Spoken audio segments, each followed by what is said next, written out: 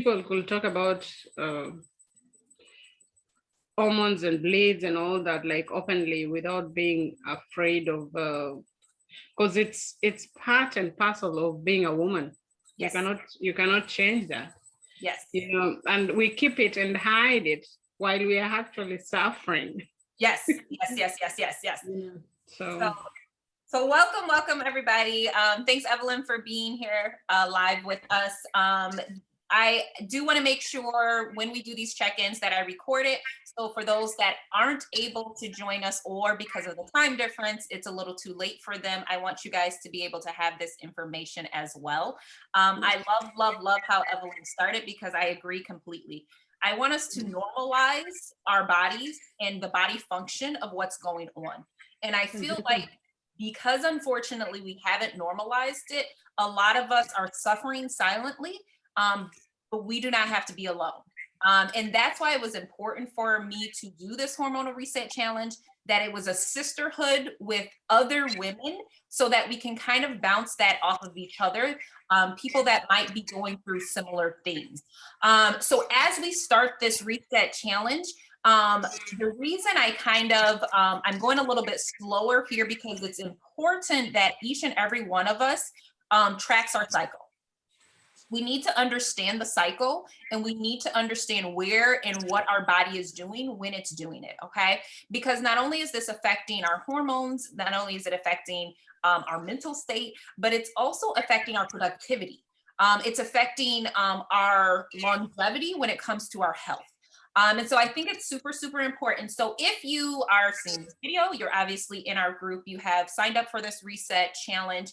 Again, I want during these periods for us to ask questions and to be able to make sure that we're using our products, our food, our diet, all of the things to optimize our hormones. So there will be a portion where I will stop the recording to open it up to everyone.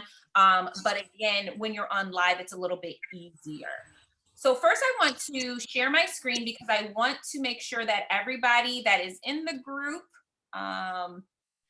has seen all of this information and has been able to utilize it and be able to benefit from it, okay? All right, so you guys should be able to see my screen. So I'm just open right now in the group. And what I've already put in here is we've started the guides. So your guides are going to be where you can go through each portion that we've already discussed and things that you have begun to use. And so another thing that I have uploaded under files is this She Challenge cycle tracker. So I want you guys to make sure that you either download this or have it somewhere where you can access it, because you'll have an April calendar, you'll have a May calendar in there, and you'll have June. So that's going to go ahead and get us together for these 90 days. I have mine printed out. I actually should have shown you guys that one too, because I have already started in my menstruation. And so it's interesting because for me, it starts actually kind of at the end of the month to the beginning of the month. So what I know is the beginning of the month is not the greatest time for me to be teaching classes or doing things that are going to cause me to have a lot of energy, okay? And so when you track your cycle and understand that, once you've downloaded this She Challenge cycle tracker, you're going to be able to better optimize your body and give your body what it needs when it needs. So today what I want to do is I want to very specifically go through those different cycles. Yes, okay. So let's first and foremost start with the menstrual cycle. So a menstrual cycle is the series of events that occur between the first day of a period and the start of the next period, okay? So during that time, the body goes through a cycle in which estrogen increases and spurs on ovulation, which then produces progesterone to support a possible pregnancy. If there is no pregnancy, the hormone levels will drop and menstruation will occur, okay? So very simple. I think all of us kind of understand what a menstrual cycle is. But understand that means as a woman, your body, and this is again, up until obviously we're no longer able to have babies. But even if you're not having babies right now, right, your body still believes it still needs to go through this cycle, right? So as a woman, we're experiencing this all the time. Okay. So hormones are not just something when we have a period. Hormones are not just something when we go through menopause. It literally is a response to our bodies all of the time. Okay. So that first phase I want to talk about is menstruations phase. Okay. So that portion of your cycle, this phase lasts from the first day of bleeding to the last day of bleeding. Okay. So this is pretty much the portion that most people understand.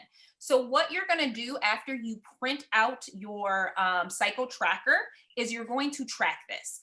There's a lot of apps out there that people benefit from using as well. If you're an app person, definitely there's, I love in Flow.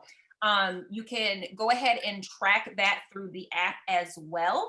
But it's important that you have that start date, okay?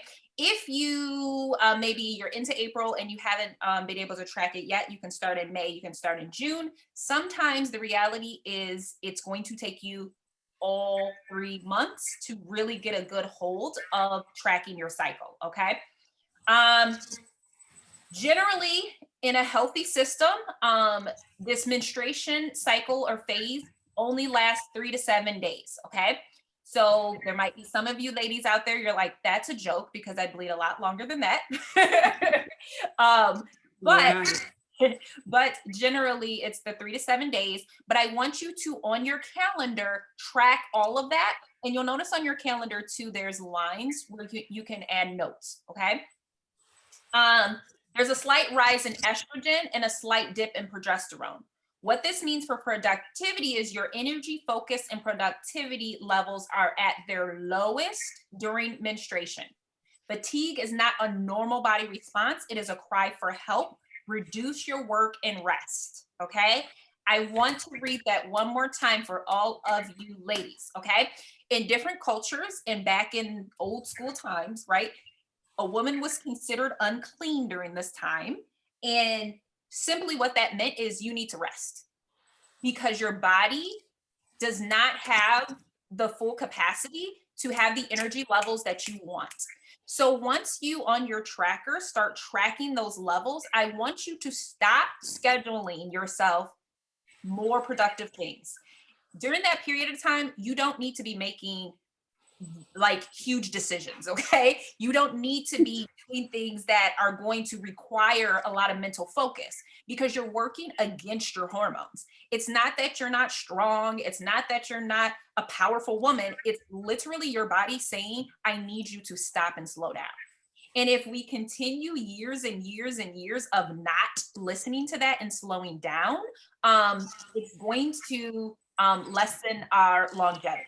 Okay, so it is crucial that you understand that portion that you need to stop or at least minimize your work.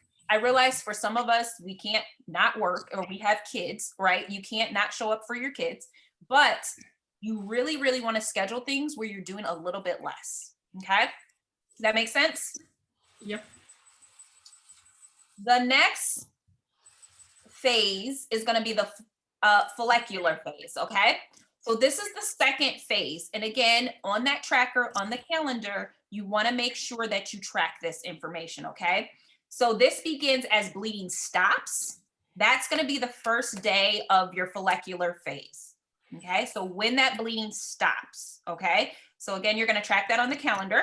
The uterus is beginning to prepare for a potential pregnancy. This phase can last for 11 to 27 days and averages 16 days, okay? This phase sees a sharp rise in progesterone and estrogen. Testosterone stays at a steady level, but it may rise toward the end of this phase. You have heightened energy during this phase thanks to rising estrogen levels. It's a good time to learn and drive to succeed may be higher. Plan creativity during this time.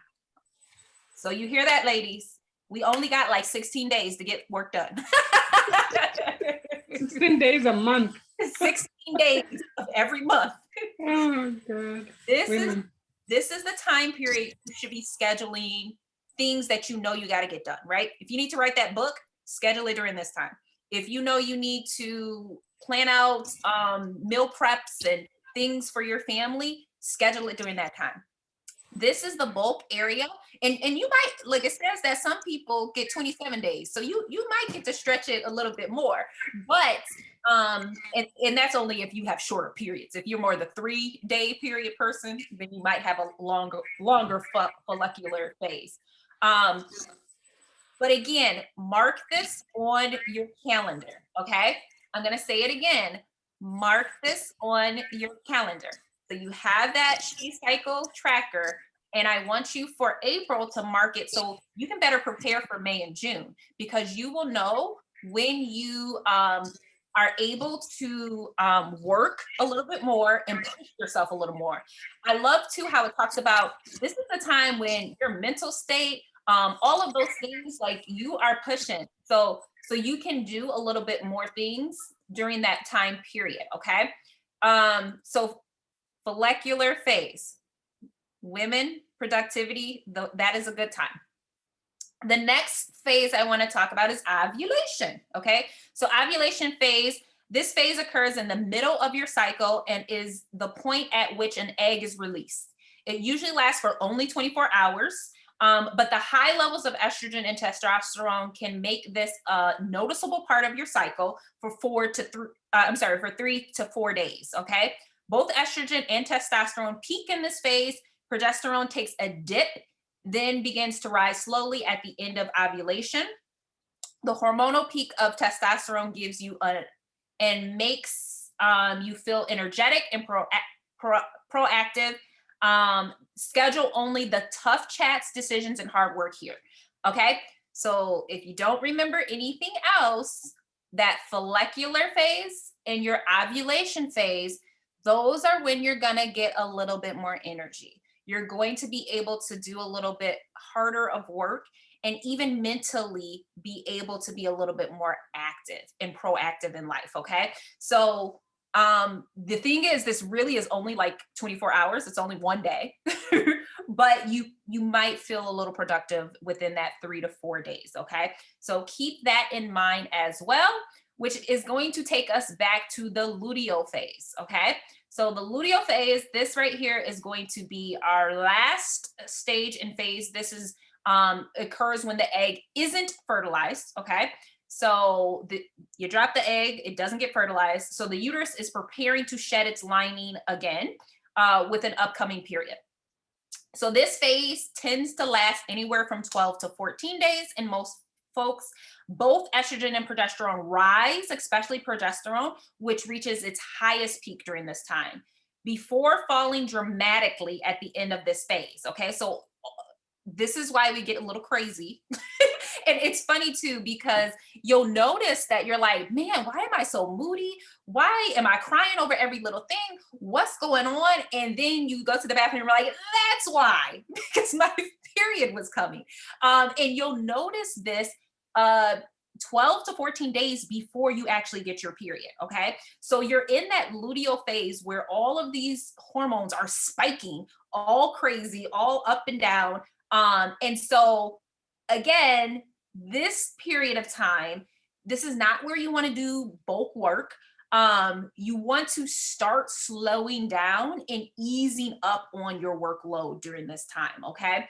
This is where you're going to maybe do a little more personal care, doing solo things during this period of time. Because really during this period of time, your body is preparing to have a extreme drop in all of these hormones. Okay. So I wanted us to really understand these phases so that we can map out a very clear plan when it comes to tracking our cycles, going through the different hormonal cycles and things like that, because this is the foundation. If we don't get a good foundation on this portion, the supplements aren't going to be as effective. The oils aren't going to be as effective. our food is not going to be as effective. We're going to miss out on a lot of those things. Okay. So that's why I wanted to share that. Also, if you have not already, so this was that first guide that I had put in there. There's also the hormonal supplements guide. Make sure you go through and check that out. I will be dropping more information about some of these and how to best use them. Again, this has a great, what are hormones? It talks about thyromin, cortisol. Some of these supplements are in the UK and international, some are not. Endogize, Themagen, Progestins Plus. I would love to hear from everybody what oils they got and what oils they're using and utilizing, because again, I want to make sure that everyone is using them to the best ability. And as we talk about like those menstruation cycles and things like that, that's going to depend on when you use the oils, how often you use the oils. Okay.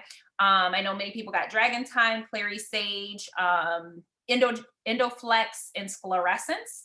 But all of the information is in here under the guide. So make sure, again, you go through some of these and that you understand the best way of using and utilizing each one. I'm going to now stop sharing my screen. So for today, I think I'm going to cut it there. And I want everybody to just check back in. Let us know, have you started tracking your cycle? What questions you have on tracking your cycle? And when you can do that, then I can better help you guys when it comes to how to use your oils, when to use your oils, and what place the supplements are going to fall into that as well. Okay, so I'm going to stop the recording here.